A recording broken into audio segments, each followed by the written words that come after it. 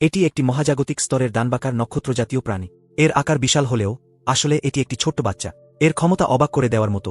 এটি এক লহমায় একটি গ্রহ ধ্বংস করতে পারে, এমনকি পারমাণবিক বিস্ফোরণের শক্তিও এটি মুহূর্তের মধ্যে শুষে নিতে পারে। হাজার হাজার মহাজাগতিক যুদ্ধে জাহাজের মুখোমুখি হলেও ওদের ধ্বংস করা তার জন্য বিশেষ কিছু নয়। কতি না উন্নত আপনার জীববিজ্ঞান, এর সামনে তার কোনো মূল্যই নেই। একে বশ মানাতে পারলেই গোটা মহাবিশ্বের শাসন করা সম্ভব হয়ে যাবে। খ্রিস্টাব্দ 2071 সালে পৃথিবীর নিকটবর্তী স্থানে এক বিশাল মহাজাগতিক যুদ্ধ শুরু হয়। মহাকাশের এক জাদুকর ধ্বংসাত্মক শক্তিশালী শক্তির গোলা উদ্ভাবন করে তা ব্যবহার করে বিশ্ব শাসনের ছককষ। গ্যালাক্সির উচ্চ পর্যায়ের জাদুকরের নেতৃত্বে পুরো গ্যালাক্সি একত্রিত হয়ে যুদ্ধে যোগ দেয়। যুদ্ধ জয় হলেও এর প্রতিক্রিয়ায় চাঁদ ধ্বংস হয়ে যায়। মহাজাদুকর ভয়ে ভয়ে পৃথিবীকে বাঁচানোর জন্য কেন্দ্রের শক্তি দিয়ে মহাকাশের রাজাকে আটকে রাখে। তখন থেকে পৃথিবীর পরিবেশ ব্যাপক পরিবর্তনের মধ্য দিয়ে যায় এবং প্রায় আদি যুগে ফিরে যায়। ভিনগ্রহী সভ্যতা পৃথিবীকে পুনর্নির্মাণ করতে সাহায্য করতে চায় এবং তারা পুরোপুরি পৃথিবীর জীবনের অংশ হয়ে ওঠে। তবে তারা নিয়মিত ফুটবল খেলে সিদ্ধান্ত নেওয়ার চেষ্টা করে যে কে নিয়ন্ত্রণ করবে। এইভাবেই গল্পটি এগিয়ে যায়। ফুটবল খেলা সকলের মনোযোগের কেন্দ্রবিন্দু হয়ে দাঁড়িয়েছে। এই ফুটবল সাধারণ ফুটবল নয়, এটি একটি বিশেষ শক্তিতে গঠিত এবং এর গতি অত্যন্ত দ্রুত। সাধারণ কেউ এটি স্পর্শ করতে পারে না, তাই খেলার জন্য যে সকল খেলোয়াড় অংশগ্রহণ করতে চায় তাদের পতনে সক্ষম হতে হয়। এ ধরনের পতন যোদ্ধা খুবই দুর্লভ। একটি সম্পূর্ণ সভ্যতায় এদের সংখ্যা মাত্র কয়েকজন। পৃথিবীর অভ্যন্তরে বন্দী থাকা মহাজাদুকর তার অভিযান কখনো বন্ধ করেনি, কারণ তার কাছে একটি বিশেষ নক্ষত্রজাতীয় প্রাণীর ডিম আছে। তবে একটি নির্দিষ্ট জিনের ক্রমের অভাবে এটি ফোটাতে পারছে না। সে তার মহাকাশয়ানের সরঞ্জাম এবং পৃথিবীতে লুকিয়ে থাকা তার কন্যাকে ব্যবহার করে যোগাযোগ রক্ষা করে এবং বছরের পর বছর গবেষণা চালা। অবশেষে সে জানতে পারে যে নক্ষত্র প্রাণীর কিছু বিশেষ গুণাবলী একটি তরুণের দেহে সংমিশ্রিত হয়েছে।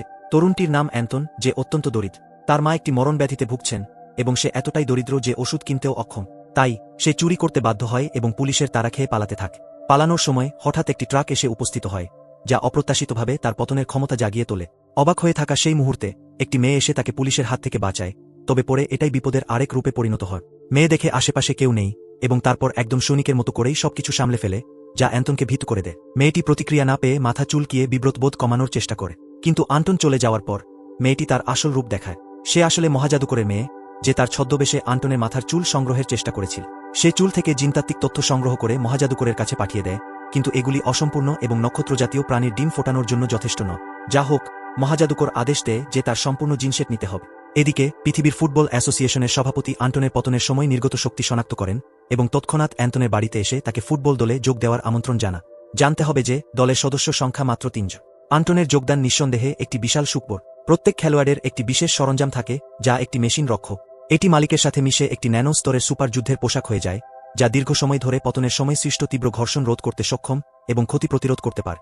এখনও নতুনভাবে প্রকাশিত হওয়া পতন ক্ষমতা সম্পর্কে পুরোপুরি নিয়ন্ত্রণ নেই অ্যান্টনের, কিন্তু অল্প সময়েই সে অসাধারণ প্রতিভা প্রদর্শন করে। সে শুধু যে মন্থর হওয়া ছাড়াই পতনকে পুরোপুরি নিয়ন্ত্রণ করে তা নয়, বরং তার গতি এবং শক্তি অভূতপূর্ব। সভাপতি তাকে সূচিত করেন যে কালকের খেলায় তাকে মাঠে নামতে হবে।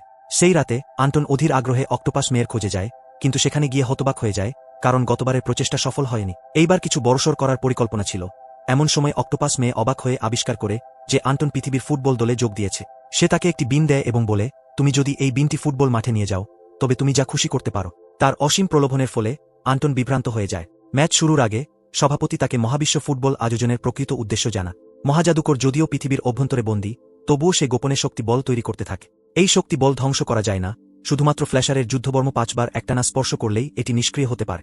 ফুটবলের রূপে যা ব্যবহার করা হচ্ছে তা আসলে মহাজাদুকরের তৈরি শক্তি বল। প্রতিবার যখন সে শক্তি বল তৈরিতে সফল হয়, তখন এক বিশেষ যন্ত্র সেটিকে শনাক্ত করে এবং সরাসরি ফুটবল মাঠে স্থানান্তরিত করে। এ ফুটবল মাঠ একটি বিশেষ ধরনের বৃহৎ উদ্ভিদ যা একটি আছে এবং এর অভ্যন্তরীণ শক্তি ক্ষেত্রেই শক্তি বলকে আবদ্ধ করে রাখতে পারে। দেখতে একটি বিশ্রী খেলা হলেও এই ফুটবল ম্যাচ আসলে বিশ্বের সুরক্ষার জন্য গুরুত্বপূর্ণ।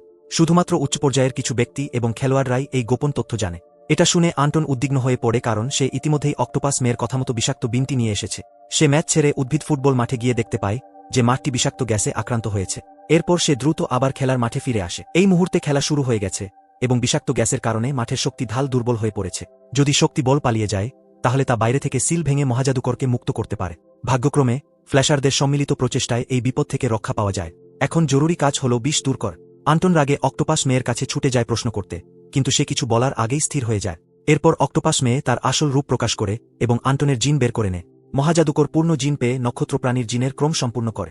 কিছুক্ষণের মধ্যেই একটি নক্ষত্র প্রাণীর বাচ্চা ফুটে বের হয় এবং মহাজাদুকর তার ওপর নিয়ন্ত্রক ডিভাইস বসিয়ে নেয়, সুবিধামতো তাকে নিজের চাহিদা মতো ব্যবহার করার জন্য তার ভিতরে একটি জায়গা প্রস্তুত কর। নক্ষত্র প্রাণীর সাহায্যে মহাজাদুকর সহজেই সিল ভেঙে মুহূর্তের মধ্যে মহাশূন্যে উপস্থিত হয়। সূর্যের শক্তির সাহায্যে মহাজাদুকর নক্ষত্রপ্রাণীর ভিতর প্রচুর পরিমাণে শক্তি বল তৈরি করতে শুরু করে এবং তা পৃথিবীর দিকে নিক্ষেপ করে। তবে পৃথিবীর ফ্ল্যাশার যোদ্ধারা ইতিমধ্যেই প্রস্তুত ছিল এবং তারা শক্তি বলের শক্তি খজ করতে ক্রমাগত ফ্ল্যাশ করছে, কিন্তু সংখ্যায় বেশি হওয়ায় কিছু যোদ্ধার শক্তি শেষ হয়ে আসছে এবং যুদ্ধক্ষেত্র ধীরে ধীরে স্থলভাগের দিকে এগিয়ে যাচ্ছে, যার প্রভাব ধ্বংসাত্মক হতে পারে। এদিকে মহাকাশ ফ্লিটগুলো দ্রুত পৃথিবীর নিকট পৌঁছে নক্ষত্রপ্রাণীকে ঘিরে ফেলে। গ্যালাক্সির সমস্ত যুদ্ধজাহাজকে মোকাবিলা করার জন্য হাজার হাজার যুদ্ধজাহাজ একসাথে কোয়ান্টাম রশ্মি নিক্ষেপ করল, কিন্তু কেবলমাত্র এক মুহূর্তের জন্য টিকে রই। আকাশের দৈত্য একবার আঘাত করে একটি বিশাল যুদ্ধজাহাজ ভেঙে ফেল। তার চেহারা ছিল ভীতিকর এবং ভিনগ্রহীরা ভয়ে পলায়ন কর।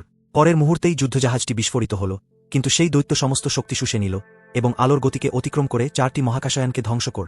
তার শক্তিশালী দাঁত একটি মহাকাশয়ানকে গিলে ফেলার মতো সব যুদ্ধজাহাজ ধ্বংস হয়ে গেল। তাছাড়াও সে সমস্ত বিস্ফোরণের শক্তিও শোষণ কর। গিল্ড লিডার বুঝলেন পরিস্থিতি প্রতিকূল, তাই তিনি নিজে মাঠে নামার সিদ্ধান্ত নিলেন। এই সময় পৃথিবীতে আস্থিত অ্যান্টনকে তার রক্ষাকারী জাগাল। এটি ছিল এক সংকটময় মুহূর্ত। যোদ্ধারা খুব তাড়াহুড়া করছিল। যুদ্ধবর্ম পড়ার আগে থেকেই সে আকাশে ঝাঁপ দিল, কিন্তু একটি শক্তি বল দ্বারা আঘাতপ্রাপ্ত হোক।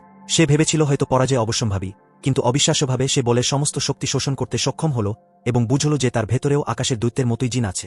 এ মুহূর্তে তার শক্তি প্রবাহিত হচ্ছিল অপরিসীমভাবে। যুদ্ধবর্ম পরিধান করে সে দ্রুত আকাশে উঠল এবং একটি কিক দিয়ে শক্তি বলটি ধ্বংস কর। অন্য কেউ 5 বার লেগে যা করতে পারত, সে মাত্র একবারেই সফল হল এবং সেই শক্তিও দ্রুত শোষণ করতে পার। এখন সে নিজেকে অপরাজেয় মনে করছিল। অন্যদিকে গিল্ড লিডার তাৎক্ষণিক যোদ্ধার ক্ষমতা ব্যবহার করে আকাশের দৈত্যের ভেতরে প্রবেশ করল এবং দানবকে খুঁজে পেল। পরবর্তী মুহূর্তে গিল্ড লিডার তার আসল পরিচয় প্রকাশ কর। মূলত দেখা গেল গিল্ড লিডার বহু বছর আগে দানবকে দমিয়ে রাখার সক্ষম জাদুকর এবং দানবের সঙ্গে তার পিতাপুত্রের সম্পর্ক ছিল। মিলিত হতেই দুজন গভীর আবেগ প্রকাশ কর। জাদুকর বহু বছরের সাধনার পর এবার তার বরফ শক্তি আয়ত্ত করতে সফল হয়েছে, কিন্তু দানব কম যায় না। সে একটি বড় ঢাল তৈরি করে বরফ আটকানোর চেষ্টা কর। জাদুকর একটি বরফের গোলা ছুঁড়ে তা ঢালকে এড়িয়ে গিয়ে দানবকে হিমায়িত করল, কিন্তু হঠাৎ বিষাক্ত গ্যাস জাদুকরকে স্থির করে দিই।